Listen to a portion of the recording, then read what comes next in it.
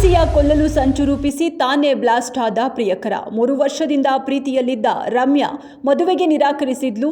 ಬಲವಂತವಾಗಿ ಆಕೆಯನ್ನ ಕಾರ್ನಲ್ಲಿ ಕೂರಿಸಿಕೊಂಡು ಹೋಗುವಾಗ ಮದುವೆ ವಿಷಯವಾಗಿ ಇಬ್ಬರ ನಡುವೆ ಕಿತ್ತಾಟ.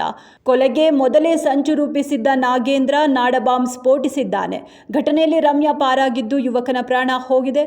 ರಮ್ಯಾ ತುಮಕೂರು ಆಸ್ಪತ್ರೆಗೆ ದಾಖಲಿಸಿದ್ದು ತನಿಖೆ ಕೈಗೊಳ್ಳಲಾಗಿದೆ. ಪ್ರಿಯಕರನಿಂದಲೇ ಪ್ರೇಯಸಿಯ ಕುತ್ತಿಗೆಗೆ ಚಾಕು ಇರಿತ. ಬೆಂಗಳೂರು ಪೈಪ್ಲೈನ್ ರಸ್ತೆಯಲ್ಲಿ ನಿನ್ನೆ ರಾತ್ರಿ ಕೊಲೆ. ರಾಜೀವ್ ಅಂಜಲಿ 3-4 ವರ್ಷಗಳಿಂದ ಪ್ರೀತಿ ಮಾಡ್ತಿದ್ರು. ಇವರ ಪ್ರೀತಿ ಕುಟುಂಬಕ್ಕೂ ತಿಳಿದಿತ್ತು. ಈ ನಡುವೆ ಯುವಕನಿಗೆ ಕ್ರಿಮಿನಲ್ ಹಿನ್ನೆಲೆ ತಿಳಿದು ಅಂಜಲಿ ಅವಾಯ್ಡ್ ಮಾಡಿದ್ಲು. ತನ್ನಿಂದ ದೂರವಾಗಿದ್ದು ಮದುವೆಗೂ ಒಪ್ಪದಿದ್ದಕ್ಕೆ ಕೊಲೆ. ಕರ್ನಾಟಕದಲ್ಲಿ ಪ್ರಸ್ತುತ ಸಾಲಿನ ಉಚಿತ ವಿದ್ಯಾರ್ಥಿ ಬಸ್ ಪಾಸ್ಗಾಗಿ ಇಂದಿನಿಂದಲೇ ಆನ್ಲೈನ್ ಅರ್ಜಿ ಸಲ್ಲಿಕೆ ಆರಂಭ. ಉಚಿತ ಬಸ್ ಪಾಸ್ ಘೋಷಣೆಗೂ ಮುನ್ನ ಬಸ್ ಪಾಸ್ ಪಡೆದುಕೊಂಡು ಶುಲ್ಕ ಪಾವತಿಸಿದ್ದ ಸಾವಿರಾರು ವಿದ್ಯಾರ್ಥಿಗಳಿಗೆ ಸರ್ಕಾರವು ಹಣ ಮರುಪಾವತಿಸುವ ನಿರ್ಧಾರ. ಶುಲ್ಕ ಪಾವತಿಸಿದ್ದ ವಿದ್ಯಾರ್ಥಿಗಳಿಗೆ 7 ದಿನಗಳೊಳಗೆ ಅವರ ಹಣವನ್ನು ಹಿಂದಿರುಗಿಸಲಾಗುವುದು ಎಂದು ಸರ್ಕಾರ ಸ್ಪಷ್ಟನೆ.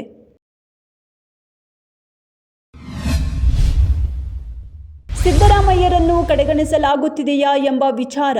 ಇದು ಸ್ಪೀಡ್ ಆಗಿರುವ ಕಾಲ, ಓಡದಿದ್ರೆ ಟ್ರೈನ್ ಮಿಸ್ ಆಗುತ್ತೆ. ರಾಜಕಾರಣ ಅಂದ್ರೆ ಹಾಗೆ. ಸಚಿವ ಸತೀಶ್ ಜಾರಕಿಹೊಳಿ ಹೇಳಿಕೆ. ಸಿದ್ದರಾಮಯ್ಯ ಮೈಸೂರಲ್ಲೇ ಕೂತು ರಾಜಕಾರಣ ಮಾಡಬಹುದು.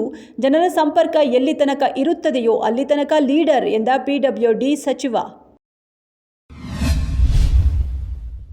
3.5 ವರ್ಷದ ಮಗುವನ್ನ ಅತ್ಯಾಚಾರಗೈದು ಹತ್ಯೆ. 65ರ ಅಪರಾಧಿಗೆ ಮರಣದಂಡನೆ ವಿಧಿಸಿದ ಪುಣೆ ಕೋರ್ಟ್. ಬಾಲಕಿಯನ್ನು ಅಪಹರಿಸಿ ಕೃತ್ಯ ಎಸಗಿ ಕ್ರೂರವಾಗಿ ಕೊಲೆಗೈದಿದ್ದ. ಇದು ಅಪರೂಪದಲ್ಲಿ ಅಪರೂಪ ಪ್ರಕರಣ ಎಂದ ಕೋರ್ಟ್ ಅಪರಾಧಿಯ ಘೋರ ಕೃತ್ಯಕ್ಕೆ ಮರಣದಂಡನೆ ವಿಧಿಸಿ ತೀರ್ಪು.